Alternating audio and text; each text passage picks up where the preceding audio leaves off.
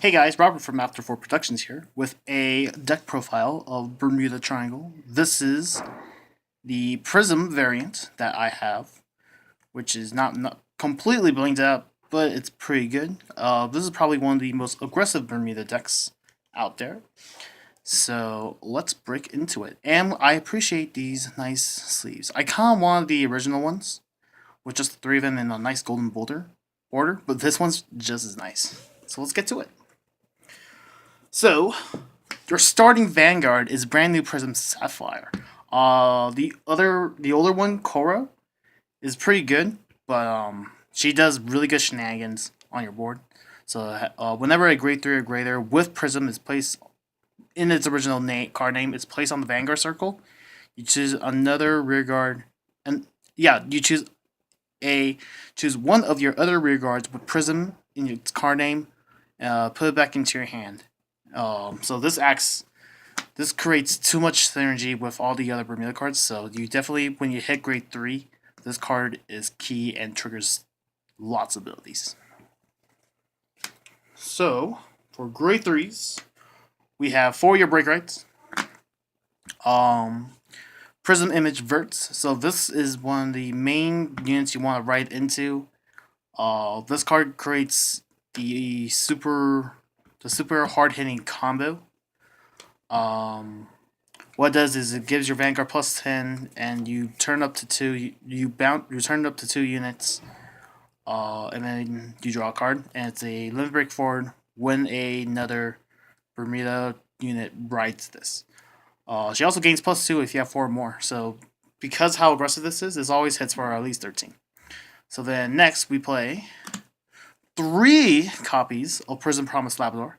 So on limit break, when she attacks, you can call up to 3 Prism units in open rear circles. If you called 3, it gains plus 10 and critical. So back in the old day, when you break right into this is a 31 Vanguard with a critical on it, and also have the act ability. You can counterblast a special counterblast a Prism unit. If you do, you get a bounce of Prism unit back to your hand. And then I played the 1 copy of brand new Prism Garnet. So she has limit break 4. When she attacks, you get to play up to 3 Prism units in separate rear guard circles. If you do, she gains limit break 5. This gets an additional drive check. This is so hard to trigger off because it's a very limit break heavy deck. You can play the limit break enabler just to make it a lot more smoother. But this card is so hard to get off. The reason why I'm only running 1, because it's just a nice deck. But if you do want to play a full set with her, I would recommend her second ability better. So Counterblast 1 with Prism in its card name, so it's special counterblasts, but it's an auto. So whenever a unit is returned back to your hand, you may pay the cost. If you do, choose one of your units, and that unit gains plus 5. So she is a Loris. She is a Prism version of Loris. You will see a deck profile on the Harmony deck, but she basically allows you to make her as high as possible, and she's really good. She's probably, if you really want to go a defensive route for for Prisms, she's probably the main one you want to ride into. That is all for the grade 3s. So surprisingly, I only have 10 grade 2s, but the deck somehow works. So we obviously play 4 of Prism Promise, Princess Celtic, or Celtic.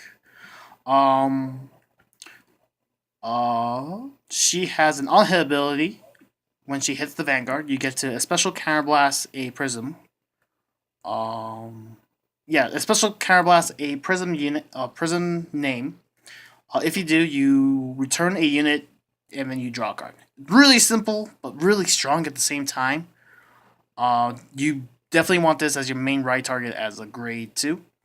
And then next you have 3 copies of Prism Romance Lumiere. She is your 10k attacker for Prism. It's not GB locked. You can play the other Rosa unit, but that requires you to have a limit break 4, and she's good only in the late game. However, she is searchable, so there is a price and cost for it. I made the deck a little bit more aggressive with her, so it's pretty good. And then you have 3 copies of the Prism Image Sunshine Rose. So, she has an ability when your other rear guard is returned to your hand from the rear guard circle. If you have a Vanguard with Limit Break 4, you may pay the cost, which is Soul Blast 1. If you do, choose one of your units, and this unit and that unit gains +3. So, this card eats the good majority of your soul, but combined with like a symbol like her, she makes this into an 8K.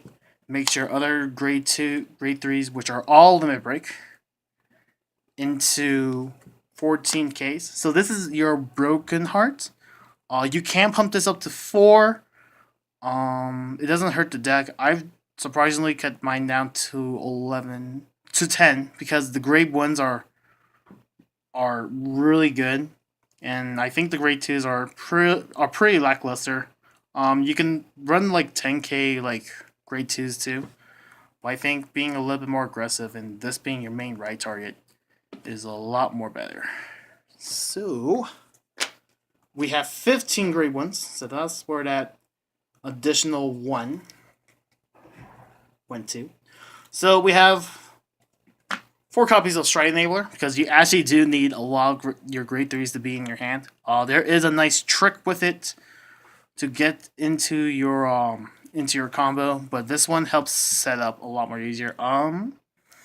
So because this counts as a grade 3 when you're striding with it, it helps smooth the deck out a little bit. I rather not play with this if I ever could, because because the deck needs a lot of Prism units, and it's really hard to get that off if this lands in damage and you can't eat it because you need a counterblast for it. There are like some generic cards in your G zone that can use it as counterblast, but it's really hard when this hits damage zone and then you're short 1.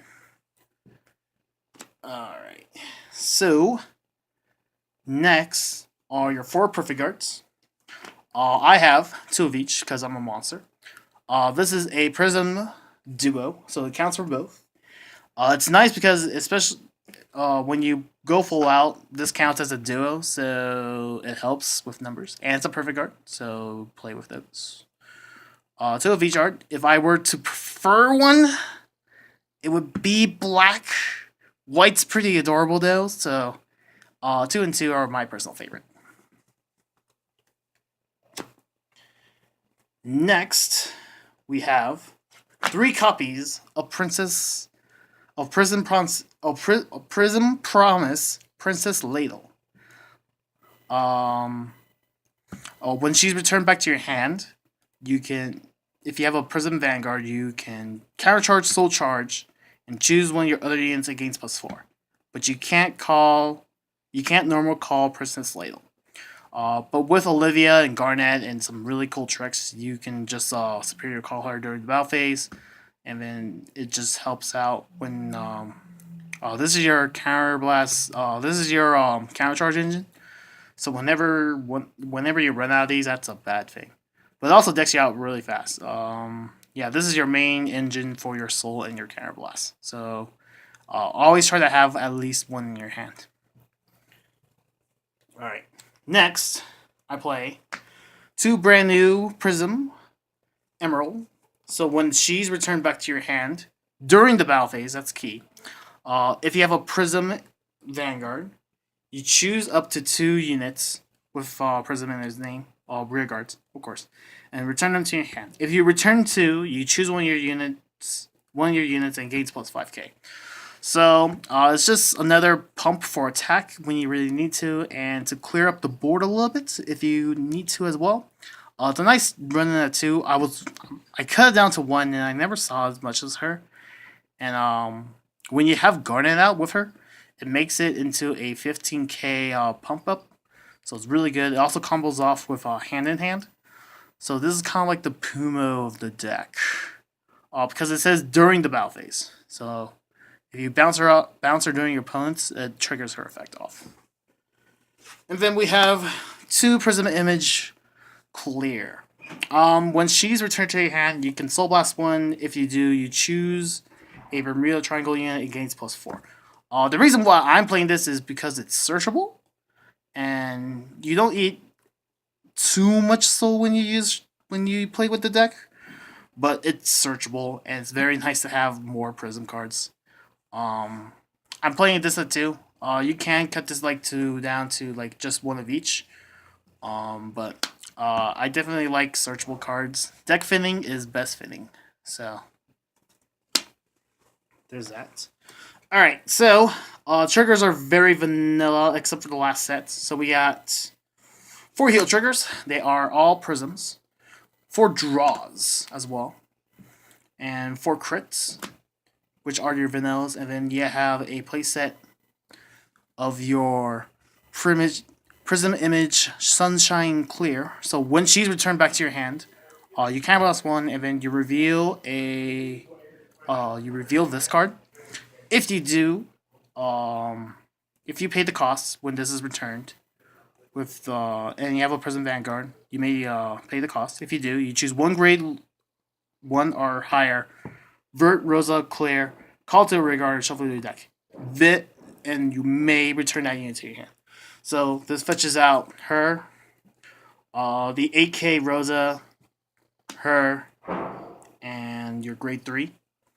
So it's really good. You can play this out really aggressive.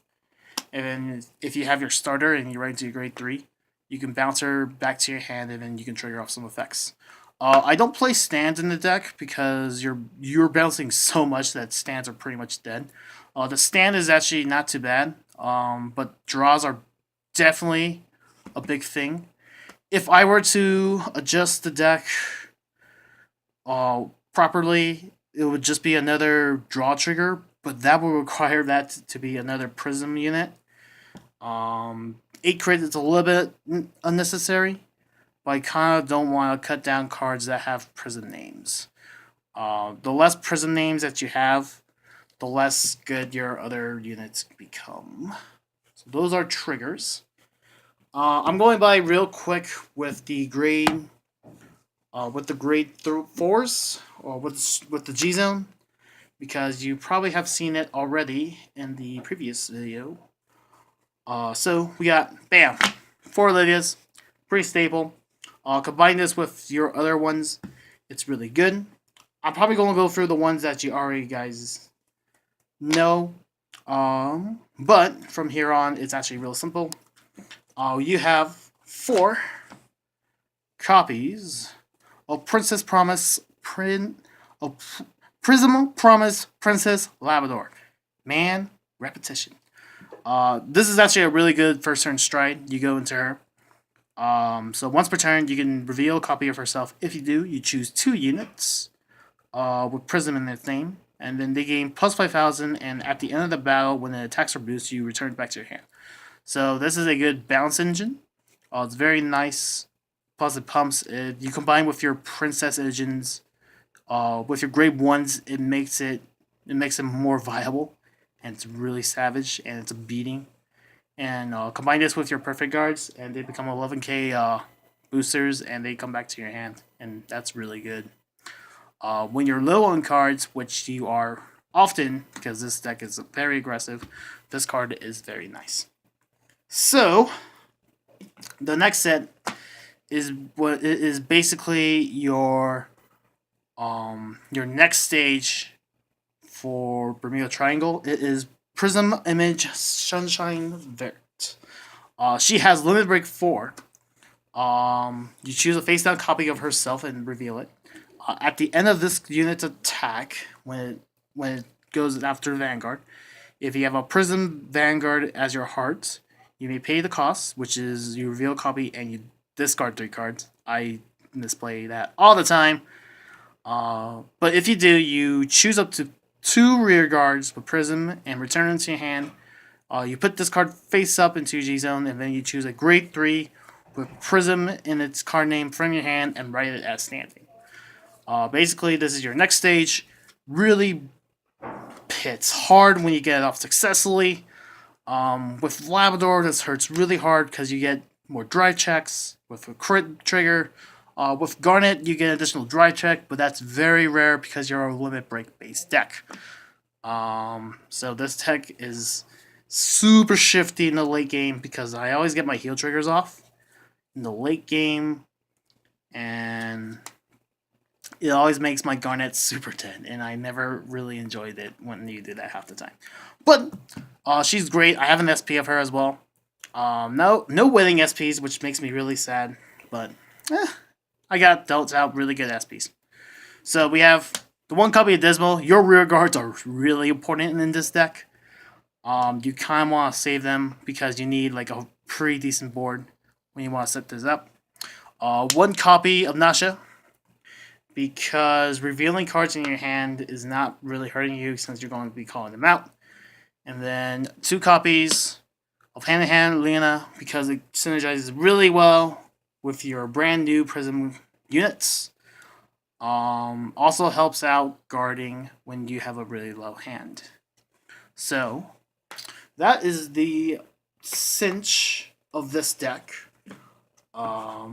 It's very simple, very clean, really good.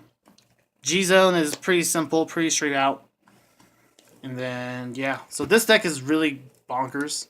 I kind of enjoy it because it's fairly aggressive, but you do make a lot of misplays, and you're way thinking above it. So obviously this deck is not the best deck, but it's one of the better decks out there. Happy Valentine's Day. This is my favorite deck out of them all after the last set. New set's coming out in July, so definitely enjoying that. Do love these sleeves though; they're very nice. I try to keep them as clean as possible. So like, favorite, subscribe, comment down below.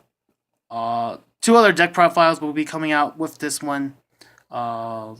The other Bermuda one is much more longer and lets me talk a lot more because there's actually a lot more different cards in that deck than this one. And then we also have Ryan's Angel Feather deck, which he has a rescue theme to it. So it's much more aggressive than the other one. So this has been Robert from Actor 4 Productions with this deck profile on Valentine's Day. Have a nice one.